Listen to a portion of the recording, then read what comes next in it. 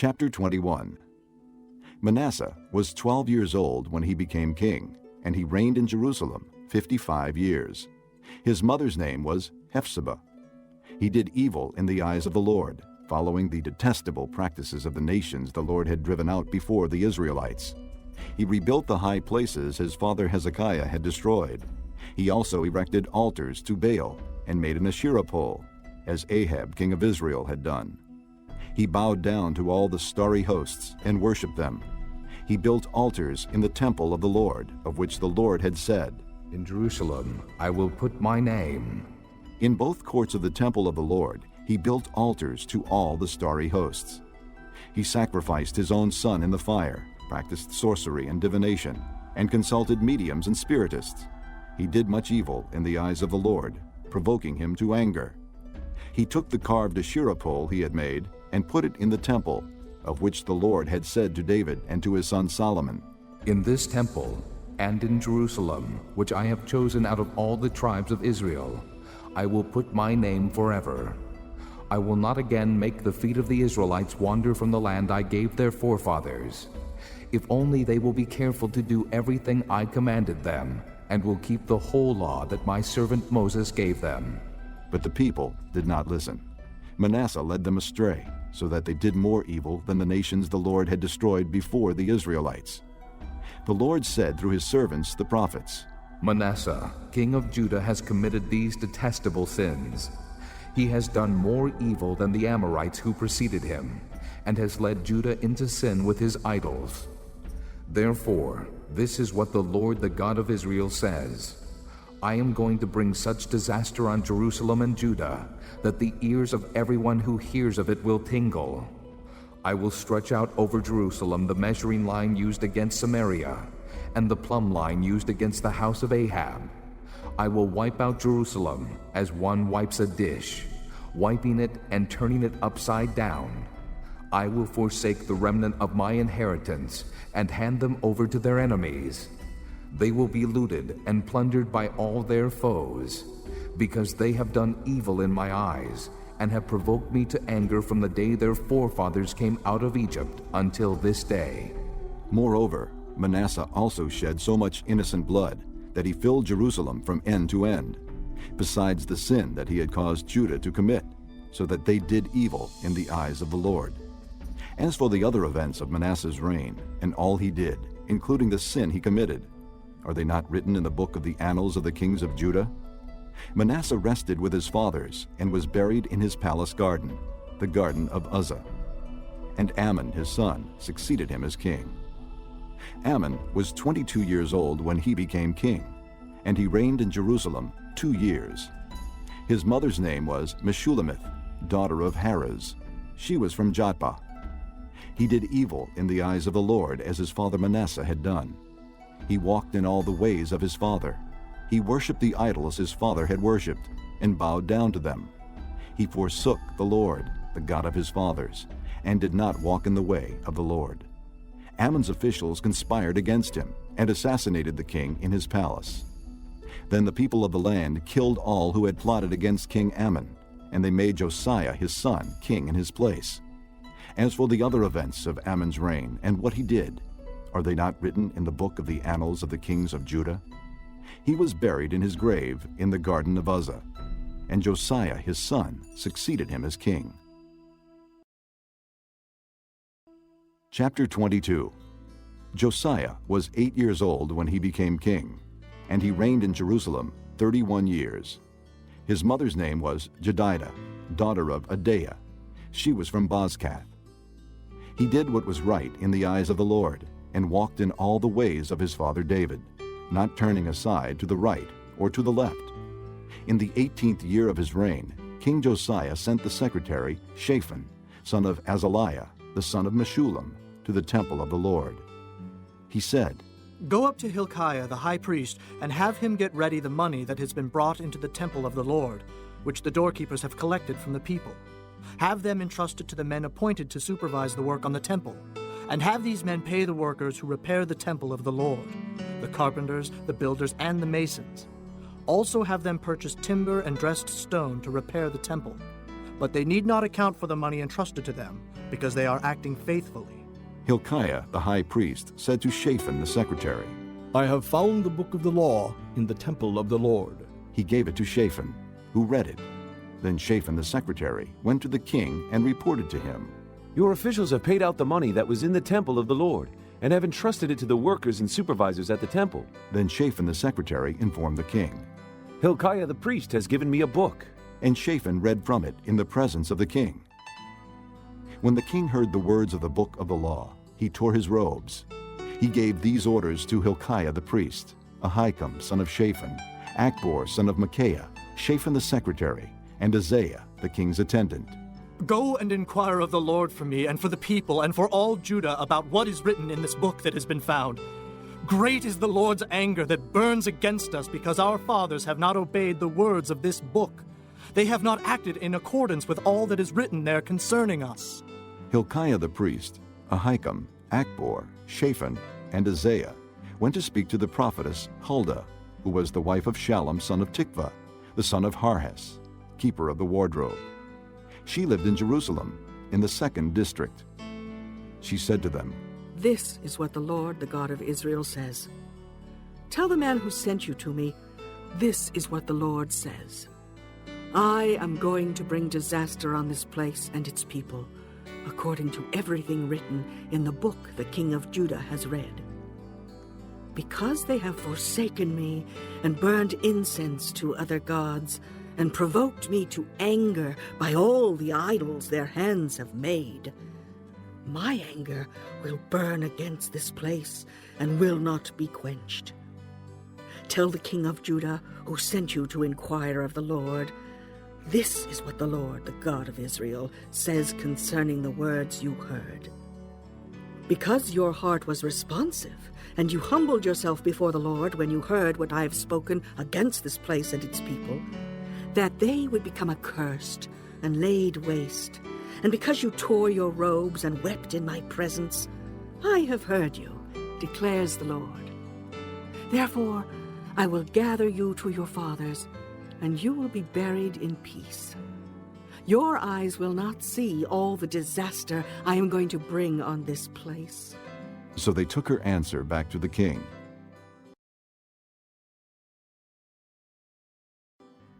Chapter 23. Then the king called together all the elders of Judah and Jerusalem. He went up to the temple of the Lord with the men of Judah, the people of Jerusalem, the priests and the prophets, all the people from the least to the greatest. He read in their hearing all the words of the book of the covenant, which had been found in the temple of the Lord. The king stood by the pillar and renewed the covenant in the presence of the Lord, to follow the Lord and keep his commands, regulations, and decrees with all his heart and all his soul, thus confirming the words of the covenant written in this book. Then all the people pledged themselves to the covenant. The king ordered Hilkiah the high priest, the priests next in rank, and the doorkeepers to remove from the temple of the Lord all the articles made for Baal and Asherah and all the starry hosts. He burned them outside Jerusalem in the fields of the Kidron Valley and took the ashes to Bethel. He did away with the pagan priests appointed by the kings of Judah to burn incense on the high places of the towns of Judah and on those around Jerusalem, those who burned incense to Baal, to the sun and moon, to the constellations, and to all the starry hosts. He took the Asherah pole from the temple of the Lord to the Kidron Valley outside Jerusalem and burned it there. He ground it to powder and scattered the dust over the graves of the common people. He also tore down the quarters of the male shrine prostitutes, which were in the temple of the Lord, and where women did weaving for Asherah. Josiah brought all the priests from the towns of Judah and desecrated the high places, from Geba to Beersheba, where the priests had burned incense. He broke down the shrines at the gates, at the entrance to the gate of Joshua, the city governor, which is on the left of the city gate. Although the priests of the high places did not serve at the altar of the Lord in Jerusalem, they ate unleavened bread with their fellow priests. He desecrated Topheth, which was in the valley of Ben Hinnom, so no one could use it to sacrifice his son or daughter in the fire to Molech. He removed from the entrance to the temple of the Lord the horses that the kings of Judah had dedicated to the sun. They were in the court near the room of an official named Nathan Melech. Josiah then burned the chariots dedicated to the sun. He pulled down the altars the kings of Judah had erected on the roof near the upper room of Ahaz, and the altars Manasseh had built in the 2 courts of the temple of the Lord. He removed them from there, smashed them to pieces, and threw the rubble into the Kidron Valley. The king also desecrated the high places that were east of Jerusalem on the south of the hill of corruption, the ones Solomon, king of Israel, had built for Ashtoreth, the vile goddess of the Sidonians, for Chemosh, the vile god of Moab, and for Molech, the detestable god of the people of Ammon. Josiah smashed the sacred stones and cut down the Asherah poles and covered the sites with human bones. Even the altar at Bethel, the high place made by Jeroboam son of Nebat, who had caused Israel to sin, even that altar and high place he demolished. He burned the high place and ground it to powder, and burned the Asherah pole also. Then Josiah looked around, and when he saw the tombs that were there on the hillside, he had the bones removed from them and burned on the altar to defile it, in accordance with the word of the Lord proclaimed by the man of God who foretold these things. The king asked, "What is that tombstone I see?" The men of the city said, "It marks the tomb of the man of God who came from Judah, and pronounced against the altar of Bethel the very things you have done to it." "Leave it alone. he said. Don't let anyone disturb his bones." So they spared his bones and those of the prophet who had come from Samaria. Just as he had done at Bethel, Josiah removed and defiled all the shrines at the high places that the kings of Israel had built in the towns of Samaria that had provoked the Lord to anger. Josiah slaughtered all the priests of those high places on the altars and burned human bones on them. Then he went back to Jerusalem. The king gave this order to all the people: "Celebrate the Passover to the Lord your God, as it is written in this book of the covenant." Not since the days of the judges who led Israel, nor throughout the days of the kings of Israel and the kings of Judah, had any such Passover been observed. But in the 18th year of King Josiah, this Passover was celebrated to the Lord in Jerusalem. Furthermore, Josiah got rid of the mediums and spiritists, the household gods, the idols, and all the other detestable things seen in Judah and Jerusalem. This he did to fulfill the requirements of the law written in the book that Hilkiah the priest had discovered in the temple of the Lord. Neither before nor after Josiah was there a king like him, who turned to the Lord as he did, with all his heart, and with all his soul, and with all his strength, in accordance with all the law of Moses. Nevertheless, the Lord did not turn away from the heat of his fierce anger, which burned against Judah because of all that Manasseh had done to provoke him to anger. So the Lord said, I will remove Judah also from my presence, as I removed Israel, and I will reject Jerusalem, the city I chose, and this temple, about which I said, There shall my name be. As for the other events of Josiah's reign, and all he did, are they not written in the book of the annals of the kings of Judah? While Josiah was king, Pharaoh Necho, king of Egypt, went up to the Euphrates River to help the king of Assyria.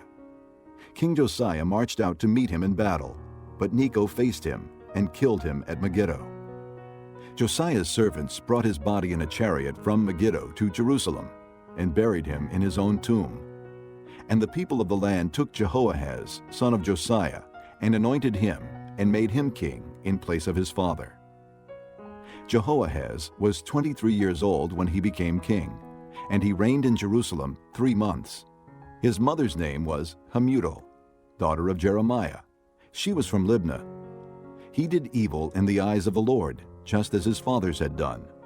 Pharaoh Necho put him in chains at Riblah in the land of Hamath, so that he might not reign in Jerusalem, and he imposed on Judah a levy of 100 talents of silver and a talent of gold. Pharaoh Necho made Eliakim, son of Josiah, king in place of his father Josiah, and changed Eliakim's name to Jehoiakim. But he took Jehoahaz and carried him off to Egypt, and there he died. Jehoiakim paid Pharaoh Necho the silver and gold he demanded. In order to do so, he taxed the land and exacted the silver and gold from the people of the land according to their assessments. Jehoiakim was 25 years old when he became king, and he reigned in Jerusalem 11 years. His mother's name was Zebidah, daughter of Pedaiah. She was from Rumah. And he did evil in the eyes of the Lord, just as his fathers had done. Chapter 24. During Jehoiakim's reign, Nebuchadnezzar, king of Babylon, invaded the land, and Jehoiakim became his vassal for 3 years. But then he changed his mind and rebelled against Nebuchadnezzar. The Lord sent Babylonian, Aramean, Moabite, and Ammonite raiders against him. He sent them to destroy Judah in accordance with the word of the Lord proclaimed by his servants the prophets. Surely these things happened to Judah according to the Lord's command, in order to remove them from his presence because of the sins of Manasseh and all he had done, including the shedding of innocent blood. For he had filled Jerusalem with innocent blood, and the Lord was not willing to forgive. As for the other events of Jehoiakim's reign, and all he did, are they not written in the book of the annals of the kings of Judah? Jehoiakim rested with his fathers, and Jehoiakim, his son, succeeded him as king. The king of Egypt did not march out from his own country again, because the king of Babylon had taken all his territory, from the Wadi of Egypt to the Euphrates River. Jehoiakim was 18 years old when he became king, and he reigned in Jerusalem 3 months. His mother's name was Nehushta, daughter of Elnathan. She was from Jerusalem. He did evil in the eyes of the Lord, just as his father had done. At that time the officers of Nebuchadnezzar, king of Babylon, advanced on Jerusalem and laid siege to it. And Nebuchadnezzar himself came up to the city while his officers were besieging it. Jehoiakim, king of Judah, his mother, his attendants, his nobles, and his officials all surrendered to him. In the 8th year of the reign of the king of Babylon, he took Jehoiakim prisoner. As the Lord had declared, Nebuchadnezzar removed all the treasures from the temple of the Lord and from the royal palace, and took away all the gold articles that Solomon, king of Israel, had made for the temple of the Lord. He carried into exile all Jerusalem, all the officers and fighting men, and all the craftsmen and artisans, a total of 10,000.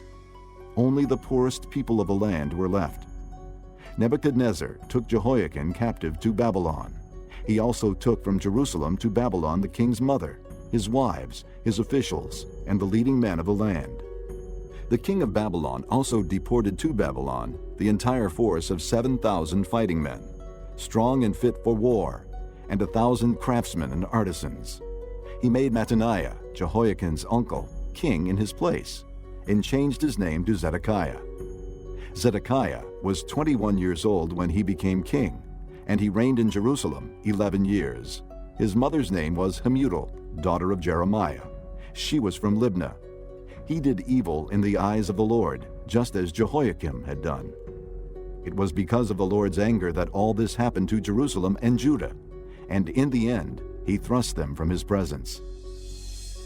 Now Zedekiah rebelled against the king of Babylon.